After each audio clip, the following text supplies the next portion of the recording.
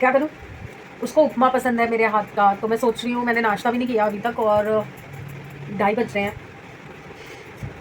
मैं सोच रही हूँ उपमा बना लेती हूँ, तो वो भी खा लेगी, मैं भी खा लूँगी, पुलाव भी रखा है। तब तक बच्चे उठेंगे तो राजमा उबलने रख देती हूँ, तो राजमा और चावल बना लूँगी शाम के लिए। खोपड़ी नहीं चल रही, कुछ समझ नहीं आ रहा।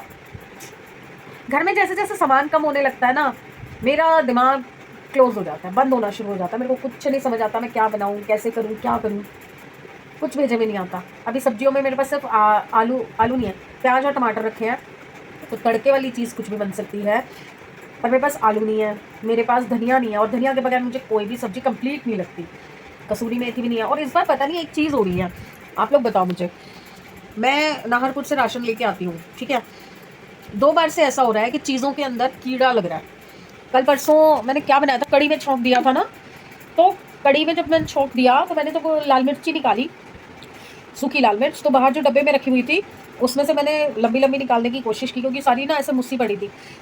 तो जैसे ही मैंने शेल्फ पे बिखेरी, उसमें से कीड़े निकले। मैंने सारा उठा के फेंक दिया भैया। फिर मैंने अंदर बॉक्स में से नया पैकेट जो था वो खोला, तो उसमें से मैंने मोटी मोटी निकाली, पर उसमें मुझे कोई कीड़ा एज सच दिखाई नहीं दिया। बट मेरा को ना वहम आ रहा है। मैं तब से ना बस वही सोचे जा रही हूँ कि क्यों हो रहा है। कई चीज़ों में कीड़े लग जाते हैं, कई चीज़ों में।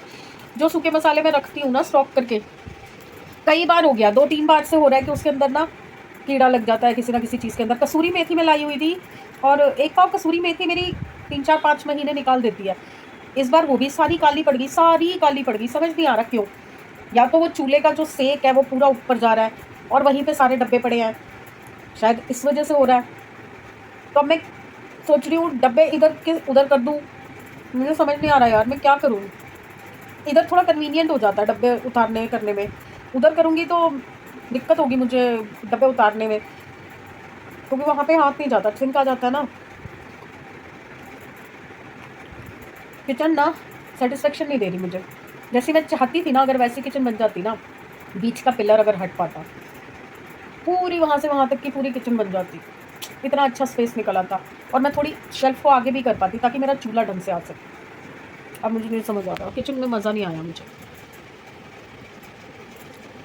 अब कुछ आगे बढ़ूँ, कुछ इनकम सोर्स बने, तो फिर हम थोड़ा सा या तो फिर से किचन को रेनोवेट करने की सोचें, या फिर क्या पता मकान चेंज करने को मिल जाए। चलिए अब मैं ना उठती हूँ फटाफट से हिम्मत करके, और नहाती हूँ। नहा के पहले बनाती हूँ उपमा। उपमा बना के उसके बाद फिर मैं राजमा चढ़ा के आती हूँ। चलिए अभी कितनी देर लगा दी मैंने। फिर मैं राजमा चढ़ा के और मैं नहाने चली गई थी। अब मैं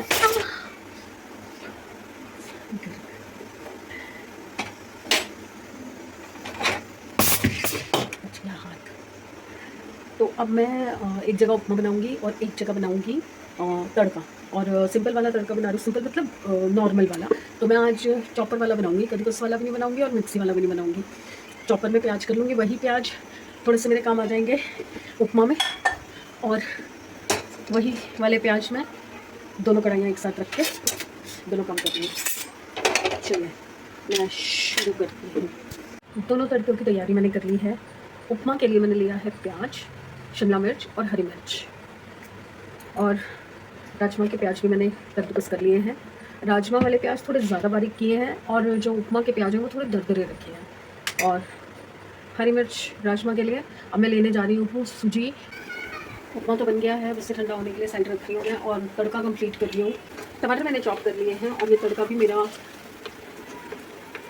सिम पे रख के बना रही थी ना, अब फास्ट फास्ट कर दी इसको, फिर उसके बाद आराम से बैठ के जाके उपमा खाऊंगी। 5:30 हो गए हैं, 3 बजे की वो निकली हुई है ऑफिस से, और मैं तो ये ग्लव पूरा करने में लगी थी साथ साथ। और मेरी बनी हुई है रेल, क्योंकि खाना वाना तो मैंने बना दिया था। ये बने हुए थे राजमा, ये देखिए राजमा बन गए थे।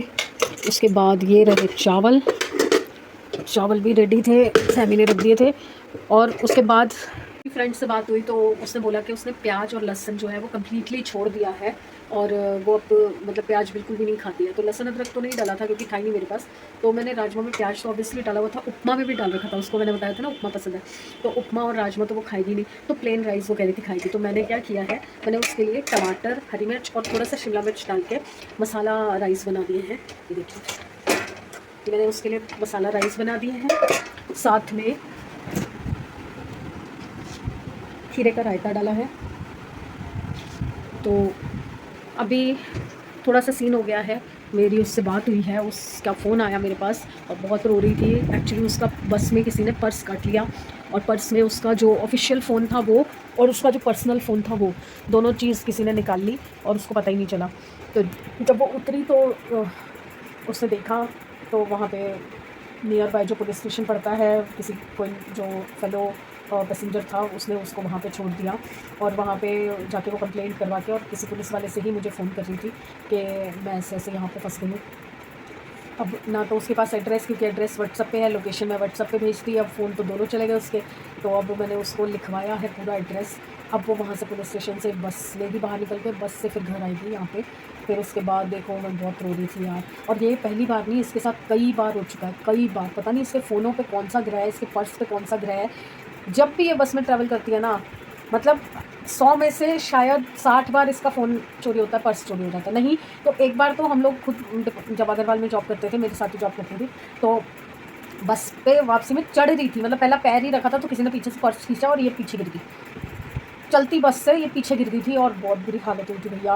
रोती पिटती ऑफिस आई थी, ये इतना बुरा हाल हो गया था कि भैया देखो, मतलब खींचने वाले को तो है ही नहीं कुछ शर्म, या उसको तो कोई है ही नहीं परवाह, और बंदे की जान चली जाती या किसी और गाड़ी के नीचे आ जाती। बाप रे बाप। अभी ये कह रही बस के अंदर थी मैं और शीशे में से ड्राइवर ने देख लिया था निकालते हुए, क्योंकि बिल्कुल ड्राइवर के पीछे खड़ी थी और ड्राइवर ने देख लिया था, मतलब पीछे क्या थोड़ा सा पीछे थी, शीशे में से ड्राइवर देख पा रहा था, बट इसको ड्राइवर की आवाज़ नहीं आई क्योंकि वो आगे मुंह करके ड्राइव भी कर रहा था और उसको पीछे आवाज़ भी लगा रहा था कि चोर चोर चोर, फ़ोन निकाल रहा, फ़ोन निकाल रहा। किसी को समझ नहीं आया कि किसका फ़ोन निकाल रहा है, कौन निकाल रहा है। उतनी देर में तो वो लेके चंपत हो जाते हैं। बहुत बहुत रिस्की काम है भैया। मेरे को ना इन चीज़ों से ही डर लगता है, मतलब बसेस में ट्रैवल करने में ना बहुत डर लगता है मुझे, दूसरों का सुन सुन के। मैं तो खुद वैसे तो कभी चढ़ी ही नहीं बस पे। चलिए, मेरे को लग रहा है उसी का फ़ोन आ रहा है। उसी का फ़ोन था, जिस ऑटो से या रिक्शा से वो जा रही थी उससे फ़ोन लेके कॉल कर रही थी। ये तो शुक्र है उसको मेरा नंबर याद है, वरना ना तो उसको अपने ऑफिस का नंबर याद है, ना उसको अपने जो बॉस हैं, जो सर हैं या कोई कुलीग हैं, क्योंकि आजकल याद तो कोई करता ही नहीं ना, फ़ोन में सीधा फीड करते हैं और उसी से मिलाते रहते हैं। रो रो के बुरा हाल हो गया उसका, वैसे ही बुरे हालात हैं और उस पर और चोट। ऑफिस चलो पर्सनल फ़ोन का तो नुकसान हो गया, वो पर्सनल झेलना पड़ेगा, पर ऑफिस का जो नुकसान हो गया फ़ोन का, वो पता नहीं उसकी सैलरी काटेंगे कि क्या करेंगे। गरीबी में आटा गिला इसी को कहते हैं। थोड़ी सी भी खुशी नहीं आती, भगवान पहले चोट दे देता है कुछ ना कुछ। बहुत रो रही थी, बहुत रो रही थी, मूड ख़राब हो गया मेरा भी। अब कह रही है कि मैं आपको कल देखती हूँ, कल आऊँगी आपके घर। ठीक है भैया, अब ये भी तो मजबूरी है ना, ये करना भी ज़रूरी है। चलिए यार, मेरा भी मूड ख़राब हो गया, आती हूँ थोड़ी देर में। ना बहुत देर से भूख लग रही थी, बट मैं उसका वेट कर रही थी कि वो आ जाए तो फिर मैं उसके साथ ही खाना खाऊंगी, बट अब नहीं आ पाएगी वो। तो मैंने सोचा कि मैं अपना खाना, थोड़ा सा ही तो खाना होता है, मैं ले लेती हूँ, क्योंकि अभी भूख लग रही है। खा लूँगी तो खाया जाएगा, नहीं तो फिर उसके बाद ना भूख मर जाती है, मेरे को भूख लगती नहीं है फिर।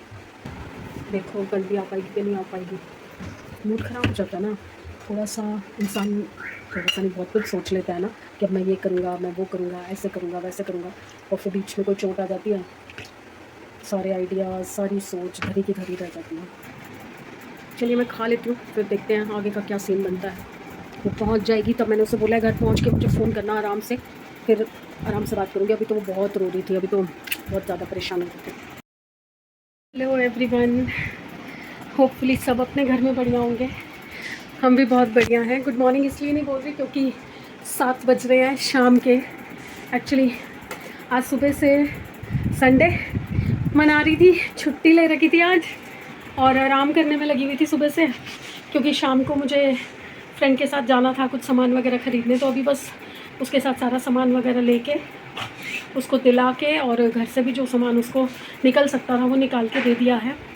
तो अभी वो जस्ट उसको छोड़ के आई हूँ मैं रिक्शा करवा के, तो अभी वो निकली है।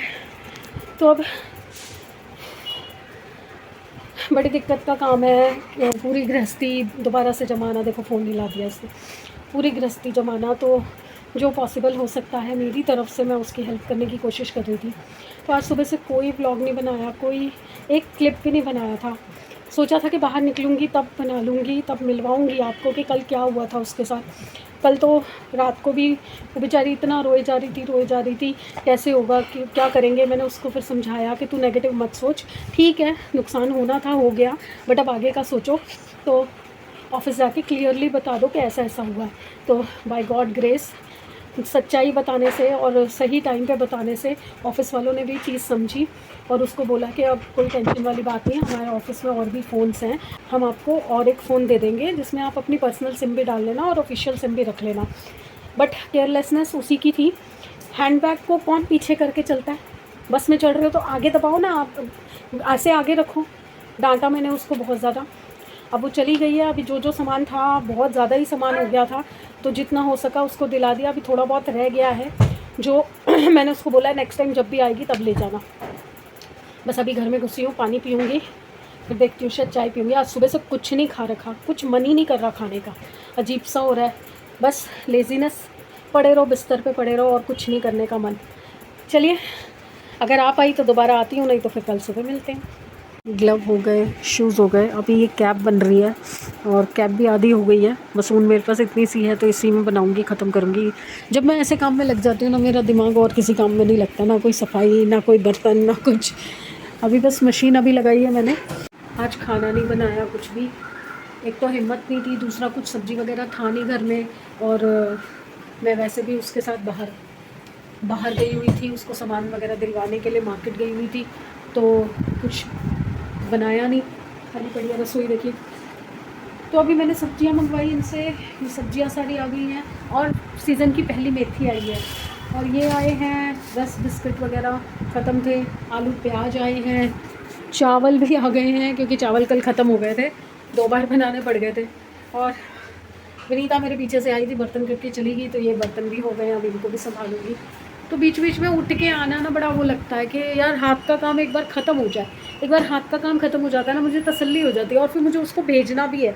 सबसे बड़ी चीज़ है कि मैं एक बार भेज के चेक करवाना चाहती हूँ, अगर ठीक से साइज़ आ जाता है तभी मैं दूसरा कुछ और शुरू कर पाऊँगी। और अभी दिवाली के लिए तनु के लिए सामान निकाल रखा है, ड्रेसेस निकाल रखी हैं, वो भेजनी है, और तनु के लिए भी मुझे ग्लव्स और बूट वगैरह बनाने हैं, सपना जी के लिए बनाने हैं, तो टाइम लगेगा यार। और 12 तारीख की दिवाली है, पहुंच तो एक ही दिन में जाएगा, जो कुरियर वाला मुझे बता रहा है कि एक दिन में डिलीवर हो जाएगा, मतलब आज भेजूँगी तो नेक्स्ट डे मॉर्निंग तक उनको मिल जाएगा।